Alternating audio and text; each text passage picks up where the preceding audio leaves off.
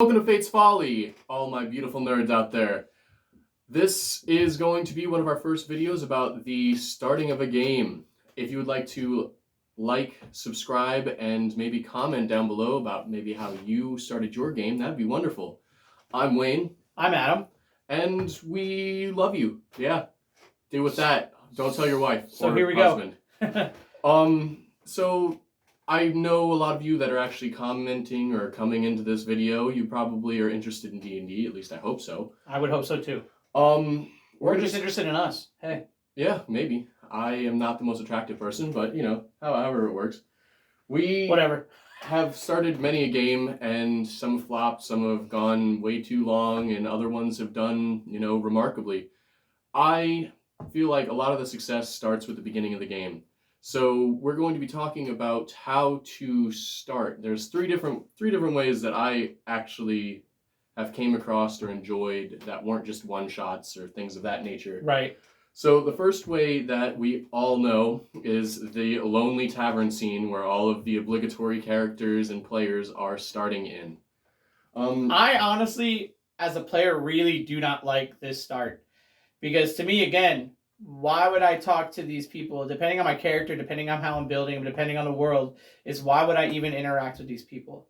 So to me, it's a really hard sell with the inn. It's an uncomfortable that's just my opinion. start, yes, and it is hard to get going in it unless you have the creepy old man in the corner who's very obligatorily there as a quest giver, or because you have these random players who have no way in your mind to actually get them together to make this quest happen. Yeah. So to me, that again, like I said, it is, to me, that's the one where it's like, okay, you got to get me invested, in it, and that's not one of the ones I like. From a DM's perspective, it lets me know how you're going to act as a player. If you're the bard that chooses to sit up at the bar, I know maybe I'm going to have to add a little bit more role play into the game. If you're the rogue over in the corner of the dark brooding room, then you're probably going to want to, as a player, be more stealthy and do things in the game that involve you not getting caught. If you're one of the players that sits with another player, maybe you actually will enjoy being in the group that attacks first or goes in behind. That's how I use that intro. Or if you like talking, you know what I mean? You could talk your way into things. You know that now this player likes to go not straight into combat and can actually, you could delve more into that side of the game. Absolutely. The role-playing aspect. It's not always just about, can I kill my way through this? Absolutely, or talk my way out of it. And that's what the bar scene kind of helps with, and it facilitates that in a quick, neat manner. Again, just my opinion. That's my opinion, though. To get the dynamic, generally I'm running the games. He's one of my better player-type characters. We have definitely swapped roles and things like that. Yeah. But for a professional DM and a professional player, these are the critiques that we give on these. And again, they might be, you could find them the best. It is the best one. Don't let my opinion sway you. Absolutely. Any of these can start in any way. Oh, absolutely. So one of my buddies, and I have done it before, the other way to start is an action start. You enter the game fighting a dragon, or you're just about to start a war, or you're midway through a bar fight even. This makes it where you all have a common goal. The players know that they are together in the party. They already have acquainted themselves with each other assumptionally from before this. To me, again, I like this one actually. I kind of do like this one because it's straight into action. And like you said with the previous one, to me, this is going to show how your character is going to act. To me, most definitely. And as a player. And as D&D, most people get into it because, the action scene that my buddy told me about, it was so epic and it was out of this world. So Thunderbolt flying everywhere, Exactly. This automatically throws you into it. Yeah, especially if you're that type of player that loves action. It doesn't even have to be a real action scene. It can be a figment of someone's imagination. And you wake up from a dream, or, however that happens to take place. And PTSD scene kicking in. Exactly. And in that case, you could easily make it where they're level 20s who are happily killing everyone and kicking all sorts of orc ass And then they things find like that. and then something happens, and now it triggered that, and they Mhm. wake up. They've woken up Yep. as a level 1, Yep. or they have been demoted. Now they're down to whatever level you'd like to start. Yep. I'm interested in the action start. I think that is it's a niche way to start that is definitely Fun.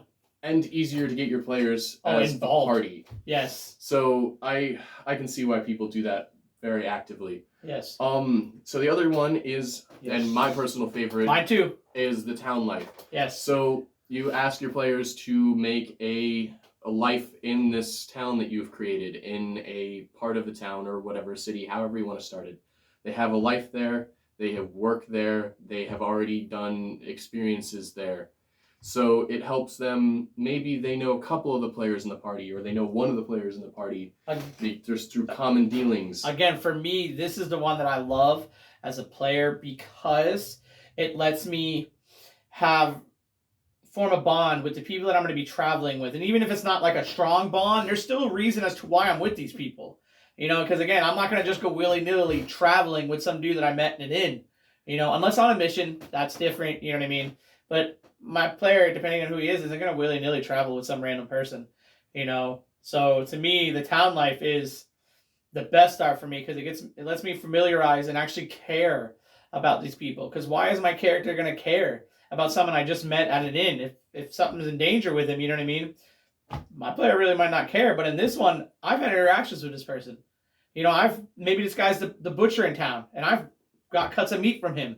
You know, and I need him. And you know, it also gives you an explanation to a couple of NPCs that they might know. Or absolutely, yep, that's a big thing too. Also gives another player almost this town itself. It gives the players a culmination of caring about this one area. I personally have a lot of experience with letting the players manipulate the town entirely. Yeah. So over the course of the game, they grow more and more fond of it. And it makes it immersive. That's the thing about D&D is you want to make it, you know, especially as a player, I want my games to feel like I'm there. I am that player. That is what I'm playing. You know, all of his actions are his actions. Absolutely. Or her actions, you know, depending on what you're playing. So to me, I get, in a town life, I feel the most immersed. Because I feel like I'm invested. I have something involved in this game. Absolutely. At this town. And, you know, your favorite NPC in this town disappears. Not only you might be losing a shop or a whole section of government, or you never know. That can manipulate the players. Maybe they want the mayor dead, actually, and they can take their place. Or, oh my god, the market runner died. How are we going to cope with this? Now our economy's blown and we've got something else we got to deal with. Exactly. That explains the different ways. Just that short little thing you just did explains how much a player can be involved in his town, even if you're running an evil character. You know what I mean? This town is a perfect setup because you might start a black market. Absolutely. You know what I mean? You can start a black market and no one knows about it. You know? So this is the perfect town for everybody. The town setup is, again, my favorite, personal favorite. So that's just me. And if I was going to break it down into rankings, the inn has the least amount of setup, the least amount of I have to have these things set up to questions and things that come up. Right. So if you're ready to just start and go and not have to worry about any of the semantics, that's your quick play. You go. To me, the inn is your quick play. Yep, you click it and you're going. The action start, there's probably some overarching, you know, world build that you have in mind. It doesn't have to be too in-depth because, okay, there's a war that's happening. What is the war? Who's two sides? And, you know, what city maybe? And that's the end of it. That's where you can at least have them know each other, but you don't have to come up with a whole, like, huge economy backstory and all these little nitpicky things. Yeah. That's where the town life is the most in-depth. Yeah, and that's the most. If you're gonna play a longer game, because I would go with the town life. You have a lot more starting dealings. And plus, the biggest thing as a player, I love the town life because every action that I do can help the DM set it off into multiple different quests, multiple different ways, just by talking to one person or by, you know, helping this farmer. Well, now this farmer told this person how good I am at helping. and now they're going to ask me to do something. Or that farmer might say, hey, he did not really do that well. 100%. And now it's my reputation in town, you know what I mean? I have to do something to help it. Why doesn't the farmer want to deal with you? Exactly. How are you getting, food, or are you going to help with his crops to maybe fix that situation? Yeah, and like I said, the town life to me, because it incorporates everything that D&D is about. You can have combat. You can have role-playing. You can have mythical creatures in your town for some reason. You could have nothing in your town. It just be quiet, and then you go off and go somewhere and then come back. So the town life to me, again, I can't brag about the town life enough. So on top of how to start the game and where and what situations, also one of the more important parts is to session zero your players. Absolutely. You have to 100% let them know if you're using any homebrewed rules. Yep. Or if you, let's say, I know a couple of YouTubers mentioned that, Dragonborns are illegal to be, or there's a low magic setting. And for me, if I make a wizard and you tell me that it's a low magic setting on the first quest, I'm going to be pissed. Yeah, me too. I'm going to be a little upset. And so to avoid and just circumvent that whole problem, you just let them know at session zero. You might think, oh, that's a waste of time, but it has to happen, because then you're setting expectation for people that isn't going to be met. And again, even if they want to still continue to play the wizard, now it's going to give them as a player something, even like the thought, like, okay, if I sling this spell now, how am I going to get it back, in the future, on however long it takes your spells to recoup in the world? And now it adds that to that player. Because again, the how many people are going to see me shoot this fireball and immediately turn me into jail because, I shot a fireball. Yep. Or, absolutely. And in that aspect, it's important when you start your game to set precedent and make sure everyone is on the same page. Yep. As well as, and this is kind of a touchy subject, making sure all of your players mesh with each other. I run a couple of separate games that these people and these people would not be able to play together because of their play styles. You were in a very high role-playing version of D&D where literally for how many quests you didn't get in any combat? 4 sessions. Not because there 4 wasn't sessions combat to get into. 4 sessions, not just quest. 4 sessions. I just avoided it, but because of that, I was able to do the other side of D&D with the role playing. But the other players were copacetic with that. Exactly, the other players were doing something different. Well, I'm saying the ones with you. They were all into role playing. Oh yeah. But yes, the other set of players, they immediately get into combat. They don't care about role playing. They want the action side of it. So honestly, even if you have the 5 people and 2 of them you roll with as one game and 3 of them you roll with another game, and maybe one day they mesh together, you can get them prepared for those things, kind of slowly moving them together as, okay, they love action, let's add a little bit of role playing to ease them into it. These guys like the role play, let's add a little bit of action to ease them into it. Yeah, because that's literally what we, like you said, we did that with our current game. So it was so much fun, because again, when you come together, you add that aspect of both sides of it, and it's really fun as a player to have that, absolutely, both sides of that come together. And to also set the precedent, if you're going to be using homebrewed rules or you're not, you need to let them know, because beforehand. I've had people come up to me, can I use this? Hey, can I use this? I asked them to show me the book that it came from or where they got it from. So I know, has it been play tested? Has it been Wizards of the Coast kind of dealt with? You never know.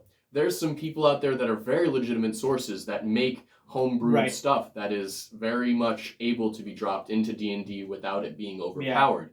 But that gets muddled with all of the other people that make homebrewed rules and homebrewed stuff that never got play tested, and now they're just throwing it in a game. Everyone thinks wizards are OP because we play with this one homebrew rule.